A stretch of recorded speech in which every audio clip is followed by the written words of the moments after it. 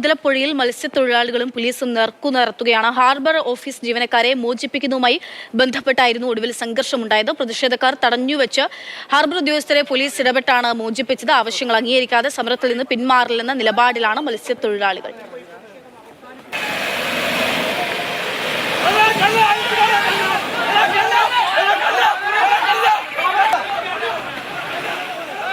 പൂർണ്ണമായിട്ട് തീരുമാനിച്ച നമ്മളെ കൂട്ടത്തിലുള്ള ഒരു പയ്യന വിട്ടുകിട്ടാത്ത രീതിയിൽ ഇതൊരു സമവായമാവത്തില്ല.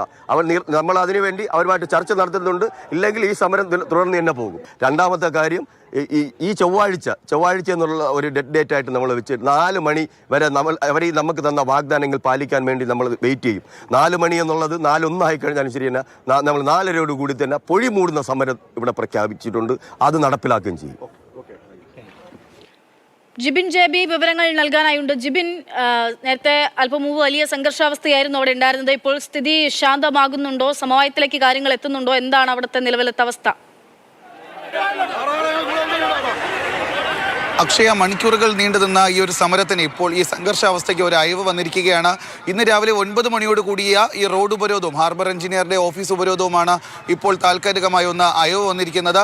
ഏറ്റവും ഒടുവിൽ, അതായത് ഒരു 4 മണിയോട് കൂടിയാണ് ചർച്ചയ്ക്ക് മത്സ്യത്തൊഴിലാളികളും ഹാർബർ എഞ്ചിനീയറിംഗ് വകുപ്പ് തയ്യാറായത്. ഇതിനിടയിൽ മത്സ്യത്തൊഴിലാളികൾ തമ്മിലും ചെറിയൊരു പ്രശ്നമുണ്ടായിരുന്നു. കാരണം പല തവണയായി ചർച്ചകൾ നടന്നു. ഹാർബർ എഞ്ചിനീയറിംഗ് വകുപ്പിൻ്റെയും സർക്കാരിൻ്റെ ഭാഗത്ത് നിന്ന് പല വാഗ്ദാനങ്ങളും നടന്നു. പക്ഷേ ഇത്രയും നാളായിട്ട് അതൊന്നും തന്നെ പാലിക്കപ്പെട്ടിട്ടില്ല. അതുകൊണ്ട് ചർച്ചയ്ക്ക് തയ്യാറാകേണ്ട എന്നായിരുന്നു ഒരു കൂട്ടം മത്സ്യത്തൊഴിലാളികളുടെ പ്രതികരണം എന്ന് പറയുന്നത്. പക്ഷേ കുറച്ചുപേർ ഇടപെട്ടുകൊണ്ട് സംസാരിച്ച് മത്സ്യത്തൊഴിലാളി പ്രതിനിധികൾ 4 മത്സ്യത്തൊഴിലാളി പ്രതിനിധികളും അതുപോലെ ഹാർബർ എഞ്ചിനീയറിൻ്റെ എക്സിക്യൂട്ടീവ് ഡയറക്ടർ ഉൾപ്പെടെയുള്ളവർ ചർച്ച നടത്തുകയും ഈ മത്സ്യത്തൊഴിലാളികളുടെ ആവശ്യങ്ങൾ അംഗീകരിക്കാമെന്നുള്ള ഒരു ഉറപ്പ് നൽകുകയും പേപ്പറിൽ എഴുതി ഒപ്പിട്ട് നൽകുകയും ചെയ്തിട്ടുണ്ട്. പക്ഷേ ആ തീരുമാനം പോലും അംഗീകരിക്കാൻ മത്സ്യത്തൊഴിലാളികൾ തയ്യാറായില്ല. കാരണം എല്ലാ പ്രാവശ്യവും തങ്ങൾ സമരം ചെയ്യുന്നു, സമരത്തിനൊടുവിൽ ചർച്ച നടത്തുന്നു, ചർച്ചയ്ക്കൊടുവിൽ ഇതുപോലെ ഉറപ്പ് നൽകി പിരിയുന്നു. പക്ഷേ ഈ നൽകിയ ഉറപ്പൊന്നും തന്നെ പാലിക്കപ്പെടുന്നില്ല എന്നുള്ളതാണ് അവരുടെ പ്രധാന പരിപാടി. ഏറ്റവും ഒടുവിൽ നമ്മൾ കണ്ടതാണ്, ഒരു 2 ആഴ്ച മുൻപും മുതലപ്പുഴയിൽ സമാനതകളില്ലാത്ത സമരം നടന്നിരുന്നു.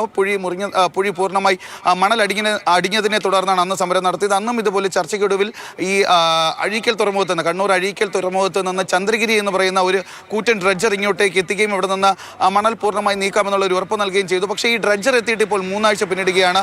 ഒരു ദിവസം പോലും അതുകൊണ്ട് മണൽ മാറ്റാൻ സാധിച്ചിട്ടില്ല. കാരണം മിക്ക ദിവസവും അത് പണി മുടക്കുന്ന ഒരു അവസ്ഥയാണ്. കാരണം അത് കംപ്ലൈൻ്റ് ആയിട്ട് ചന്ദ്രഗിരി എന്ന് പറയുന്ന ഡ്രഡ്ജർ ഉപയോഗശൂന്യമായി കണ്ണൂരിൽ കിടന്നതാണെന്നാണ് മത്സ്യത്തൊഴിലാളികൾ പറയുന്നത്. ഇതിവിടെ കൊണ്ടെത്തിച്ചതിന് ശേഷം ഇതിൽ നിന്ന് സാധാരണഗതിയിൽ ഒരു ഡ്രഡ്ജർ ഉപയോഗിച്ച് കഴിഞ്ഞാൽ അതിൽ നിന്ന് മണ്ണും വെള്ളവും ഒരുപോലെ കരയിലേക്ക് പോകണം. അതാണ് അതിൻ്റെ ഒരു രീതി. പക്ഷേ ഈ ചന്ദ്രഗിരി ഡ്രഡ്ജറിൽ മണൽ കയറുന്നില്ല, വെള്ളം മാത്രമാണ് പുറത്തേക്ക് പോകുന്നത്. അതിൻ്റെ ദൃശ്യങ്ങൾ ഉൾപ്പെടെ അന്ന് നമ്മൾ വാർത്തയും കൊടുത്തതാണ്. അതുകൊണ്ട് തന്നെയാണ് അവർ ഈ ഹാർബർ എഞ്ചിനീയറിംഗ് വകുപ്പ് നൽകിയ വാഗ്ദാനങ്ങൾ വിശ്വസിക്കാത്തത്. എന്തായാലും അവിടെ നിന്ന് ഈ ചർച്ച കഴിഞ്ഞ് പുറത്തേക്ക് ഇറങ്ങിയ മത്സ്യത്തൊഴിലാളികൾ ഇത് അംഗീകരിക്കാൻ ശരി.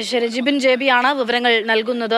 ഡ്രഡ്ജർ എത്തിച്ചിട്ട് പോലും ഒരു പരിഹാരവും ആകുന്നില്ല എന്നുള്ളതാണ് അവരെ സംബന്ധിച്ചിടത്തോളം അവരുടെ ജീവിത പ്രശ്നമാണ്, അടിസ്ഥാന പ്രശ്നമാണ്. അതിനെ തുടർന്നാണ് ഈ വൈകാരികമായിട്ടുള്ള പ്രതിഷേധമൊക്കെ അവിടെ ഉണ്ടായിക്കൊണ്ടിരിക്കുന്നത്.